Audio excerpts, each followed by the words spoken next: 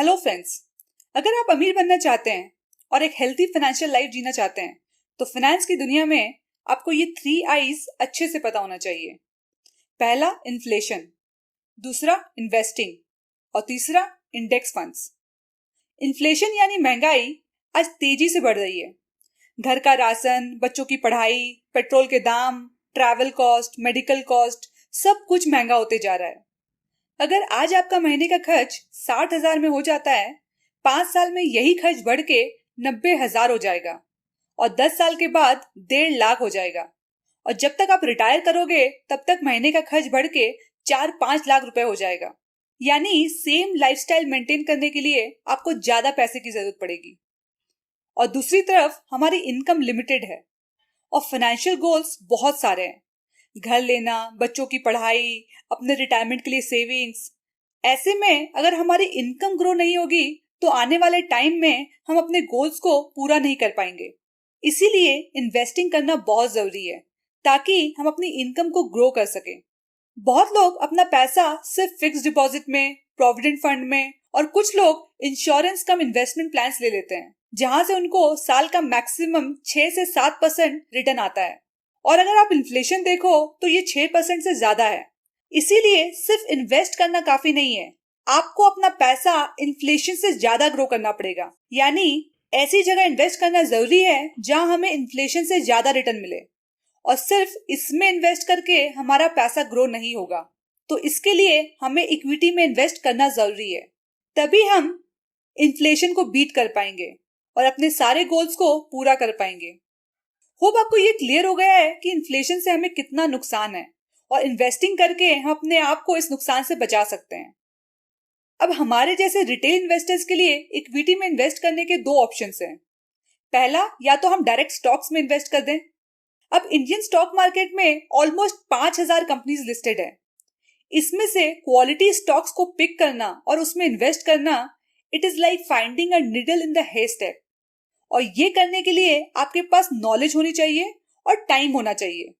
पर कुछ लोगों के पास नॉलेज नहीं है और कुछ लोगों के पास टाइम नहीं है।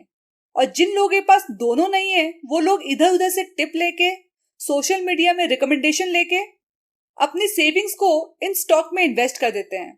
और फिर जब वो स्टॉक परफॉर्म नहीं करता और उनका हार्ड अर्न पैसा डूब जाता है तो वो स्टॉक मार्केट को रिस्की कहते हैं। और अल्टीमेटली होता यह है कि वो इक्विटी में फिर इन्वेस्ट ही नहीं करते, जिसके कारण वो इस बढ़ती महंगाई में एक फाइनेंशियल ब्रोक बन के रह जाते हैं। फ्रेंड्स, डायरेक्ट स्टॉक इन्वेस्टिंग सबके लिए नहीं है। इसके लिए राइट नॉलेज और टाइम दोनों का होना बहुत जरूरी है। और अगर आपके पास ये नहीं है तो आपके पास दूसरा ऑप्शन है कि आप किसी इक्विटी फंड में इन्वेस्ट करो, जैसे कि म्यूचुअल फंड या फिर एक इंडेक्स फंड। यहाँ आपका पैसा एक्सपर्ट्स मैनेज करते हैं। जॉन बॉगले कहते हैं, don't find the needle in the haystack, just buy the haystack. यानी इंडिविजुअल स्टॉक्स को ढूंढने के बजाय एक आम इन्वेस्टर को पूरे स्टॉक मार्केट में इन्वेस्ट कर देना चाहिए। जॉन बॉगले वो हैं जिन्होंने वर्ल्ड का सबसे पहला इंडेक्स फंड क्रिएट किया था। तो आज इस वीडियो में हम इस थर्ड आई यानी इंडेक्स फंड को डिटेल में समझेंगे कि क्यों एज ए रिटेल इन्वेस्टर हमें इंडेक्स फंड में इन्वेस्ट करना चाहिए, क्या है इंडेक्स फंड के फायदे और कैसे एक मिडिल क्लास भी इसमें इन्वेस्ट करके एक बड़ा वेल्थ क्रिएट कर सकता है। शुरू करने से पहले अगर आप फाइनेंशियल प्लानिंग और इन्वेस्टिंग रिलेटेड वीडियोस देखना चाहते हो तो मेरे चैनल को सब्सक्राइब जरूर करें और बेल आइकन प्रेस करें ताकि आपको नेक्स्ट वीडियो का नोटिफिकेशन मिल जाए। जब भी हम स्टॉक मार्केट की न्यूज देखते हैं कि आज स्टॉक मार्केट 2% ऊपर चला गया है, बेसिकली हम स्टॉक मार्केट की बात नहीं करते बल्कि एक इंडेक्स की बात करते हैं। इंडिया में 2 बड़े फेमस इंडेक्स हैं, सेंसेक्स और निफ्टी, जो इंडिया की सबसे बड़ी टॉप 30 और टॉप 50 कंपनीज का एक ग्रुप है। अगर निफ्टी 50 ऊपर गया है तो इसका मतलब है निफ्टी 50 में जो टॉप 50 कंपनीज हैं इसमें से मैक्सिमम कंपनीज ऊपर मूव हुई हैं। इसी तरह और भी इंडेक्स हैं, जैसे निफ्टी में ब्रॉड इंडेक्स देखें तो Nifty 50, Nifty next 50, Nifty 100, Nifty small cap, Nifty mid cap etcetera. इस तरह सेक्टोरल इंडेक्स भी हैं, जैसे auto, bank, financial services, FMCG, health care etcetera.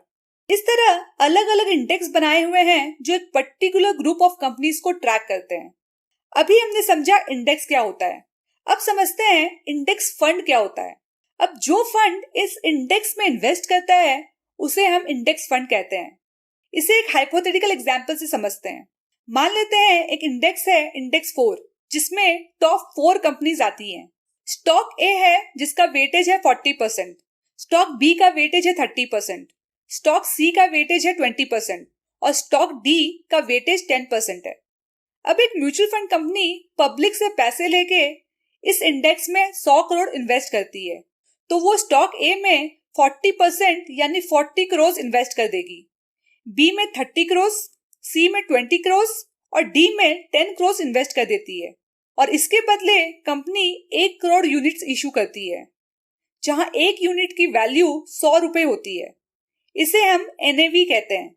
अब फंड मैनेजर इस इंडेक्स को ट्रैक करता है। अगर इंडेक्स ऊपर जाता है तो आपकी एनएवी की वैल्यू बढ़ जाती है, और जब अगर इंडेक्स गिरता है तो एनएवी की वैल्यू कम हो जाती है। बहुत लोगों को लगता है म्यूचुअल फंड और इंडेक्स फंड अलग अलग होते हैं। जी नहीं, इंडेक्स फंड एक म्यूचुअल फंड ही है। म्यूचुअल फंड 2 तरह के होते हैं।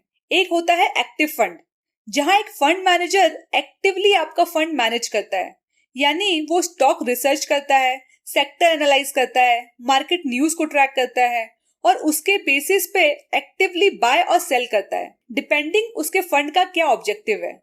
वहीं दूसरी तरफ इंडेक्स फंड एक पैसिव म्यूचुअल फंड है, जो एक इंडेक्स को कॉपी करता है। For example, Nifty 50 index fund में फंड मैनेजर निफ्टी 50 इंडेक्स में जो कंपनीज होती हैं सिर्फ इन्हें ही बाय करती है, और अगर लेट्स से कोई कंपनी इस ग्रुप से बाहर चली जाती है तो फंड मैनेजर उस स्टॉक को सेल कर देता है। बेसिकली इंडेक्स फंड में फंड मैनेजर को अपना दिमाग नहीं लगाना है, न किसी स्टॉक को एनालाइज करना है, सिर्फ और सिर्फ उस इंडेक्स को कॉपी करना है। इसीलिए इसे पैसिव फंड कहते हैं। अब क्वेश्चन आता है कि हमें कहाँ इन्वेस्ट करना चाहिए, एक्टिव म्यूचुअल फंड में या फिर पैसिव इंडेक्स फंड में। सबसे पहले हम इनका रिटर्न कंपेयर करते हैं। इंडेक्स फंड का रिटर्न इंडेक्स के मूवमेंट पे डिपेंड करता है। फॉर एग्जाम्पल, अगर आप निफ्टी 50 इंडेक्स की हिस्ट्री देखो तो जब अप्रैल 1996 में ये स्टार्ट हुआ था तब ये 1107 पॉइंट्स पे था। आज मार्च 2023 में ये ऑलमोस्ट 17,000 लेवल पे है, यानी कि ये 11% के कंपाउंड एनुअल रेट पे ग्रो हुआ है, जो कि एक अच्छा रिटर्न है फ्रॉम अ पैसिव फंड।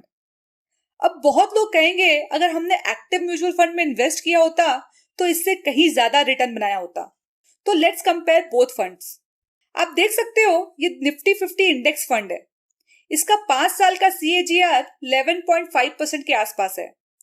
वहीं अगर हम एक लार्ज कैप म्यूचुअल फंड्स देखें तो कैनरा फंड को छोड़ के बाकी सब फंड ने ऑन एन एवरेज 5 साल में 12% के आसपास कंपाउंड एनुअल रिटर्न दिया है, जो इंडेक्स फंड से सिर्फ 0.5% रिटर्न ही ज्यादा है।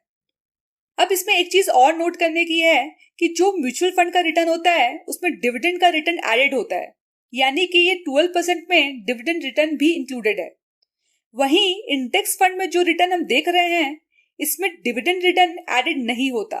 तो अगर आप डिविडेंड को इंक्लूड कर दोगे तो इन दोनों का फंड का रिटर्न ऑलमोस्ट सिमिलर ही होगा। अगर आप डेटा देखो तो लॉन्ग रन में एक्टिव फंड मार्केट को बीट नहीं कर पाते हैं। मैक्सिमम लोग रिटर्न कंपेयर करते हैं पर वो कॉस्ट को इग्नोर कर देते हैं। अगर आप एक्सपेंस रेशियो देखें तो म्यूचुअल फंड में कॉस्ट ज्यादा है, क्योंकि ये फंड एक्टिवली मैनेज होता है। इसके लिए रिसर्च होती है, फंड मैनेजर की टीम होती है जिसकी सैलरी होती है, marketing expenses, admin cost etcetera, और इसके कारण इसका कॉस्ट भी ज्यादा होता है, जो 0.5% टू 1.5% के बीच होता है, और कुछ केसेस में ये 2% भी चला जाता है। वहीं इंडेक्स फंड में ये एक्टिविटीज नहीं होती, इसीलिए इसका एक्सपेंस रेशियो बहुत कम होता है। इसका कॉस्ट 0.1% से लेके 0.5% तक ही होता है। इस एक्सपेंस रेशियो को थोड़ा और डिटेल में समझते हैं। मान लेते हैं आपने 1 लाख रुपए वन टाइम इन्वेस्ट किया किसी म्यूचुअल फंड में, और वहां से आपको 10% का कंपाउंड एनुअल रिटर्न मिलता है। एक्सपेंस रेशियो 0 का मतलब है कि आप कोई कॉस्ट नहीं देते, यानी 10% रिटर्न आपको पूरा मिलता है। वहीं एक्सपेंस रेशियो 0.1%, 0.5%, 1%, 1.5% और 2% का मतलब है हर साल आप इतना कॉस्ट म्यूचुअल फंड कंपनी को देते हो। फर्स्ट ईयर आपने 10% रिटर्न कमाया, यानी 10,000, तो आपके इन्वेस्टमेंट की वैल्यू हो जाती है 1,10,000। अब इसमें 0.1% कॉस्ट के हिसाब से आपको इतना मिलेगा, यानी 110 रुपए कम जो आप म्यूचुअल फंड कंपनी को एज अ कॉस्ट देते हो। वहीं अगर ये एक्सपेंसेस 2% होता है तो आपको इतना मिलेगा, यानी 2200 रुपए कम। अब देखने में ये कॉस्ट बहुत छोटा लगता है, पर लॉन्ग रन में ये बहुत बड़ा कॉस्ट बन जाता है। अगर हम 20 साल के बाद आपके इन्वेस्टमेंट की वैल्यू देखें तो 0% कॉस्ट में 6,72,000 आपका इन्वेस्टमेंट की वैल्यू होगी। वहीं अगर आप 2% कॉस्ट देते हो तो आपको सिर्फ 4.5 लाख ही मिलेंगे, यानी 2.23 लाख आप म्यूचुअल फंड कंपनी को एज अ कॉस्ट दे देते हो। यानी कि आपके पोर्टफोलियो का 33% म्यूचुअल फंड कंपनी रख लेती है और बाकी का 67% ही आपको मिलता है। वहीं अगर आप मिनिमम कॉस्ट देते हो, लेट्स से 0.1%, तो आप सिर्फ 13,000 ही कॉस्ट देते हो, जो कि आपके पोर्टफोलियो का सिर्फ 2% है, यानी आपको पोर्टफोलियो का 98% मिलता है। इसीलिए वॉरेन बफे ने भी कहा है, a low cost index fund is the most sensible equity investment for the great majority of investors. Maximum लोग एक फंड का पास्ट परफॉर्मेंस देख के उसमें इन्वेस्ट कर देते हैं, पर यह गारंटीड नहीं है कि ये फंड फ्यूचर में भी अच्छा परफॉर्म करेंगे। फॉर एग्जाम्पल, ये फंड 2 साल पहले स्टार परफॉर्मर था और आज ये वर्स्ट परफॉर्मर है। वहीं अगर आप इंडेक्स देखो तो हम कह सकते हैं कि शॉर्ट टर्म में इकोनॉमिक सिचुएशंस कैसी भी रही हो, लॉन्ग रन में इंडियन इकोनॉमी ग्रो हुई है और आगे भी ग्रो होगी, और इंडेक्स भी लॉन्ग रन में ऊपर गया है और फ्यूचर में भी ऊपर ही जाएगा। So coming back to the question कि हमें कहाँ इन्वेस्ट करना चाहिए, एक्टिव म्यूचुअल फंड या पैसिव इंडेक्स फंड। जैसा हमने अभी समझा, मैक्सिमम एक्टिव फंड इंडेक्स को बीट नहीं कर पाते और इनका रिटर्न इंडेक्स फंड जैसा ही होता है, पर कॉस्ट देखें तो म्यूचुअल फंड का कॉस्ट बहुत ज्यादा होता है, और जैसा हमने इस कैलकुलेशन से समझा, लॉन्ग रन में ये कॉस्ट बहुत बड़ा हो जाता है। मैंने अपने लास्ट वीडियो में ये बताया है कि अगर हम अपने डिसीजन में 85% भी करेक्ट हो जाते हैं तो हम अपने गोल्स को अचीव कर सकते हैं। अगर हम इंडेक्स फंड में इन्वेस्ट करते हैं तो हमें इंडेक्स से ज्यादा रिटर्न तो नहीं मिलता, पर फिर भी हम 85% रिजल्ट अचीव कर सकते हैं और अपने गोल्स को पूरा कर सकते हैं। पर कुछ लोग ज्यादा रिटर्न पाने के चक्कर में या तो गलत स्टॉक्स पिक कर लेते हैं और अपनी सेविंग्स को डुबा देते हैं, या फिर वो हाई एक्सपेंस म्यूचुअल फंड में इन्वेस्ट कर देते हैं जिसका रिटर्न इंडेक्स से ज्यादा नहीं होता पर कॉस्ट बहुत हाई होता है। इसीलिए जॉन बॉगले ने अपनी book The Little Book of Common Sense Investing में कहा है, owning the stock market over the long term is a winner's game, but attempting to beat the market is a loser's game. यानी investing in index fund is a winner's game.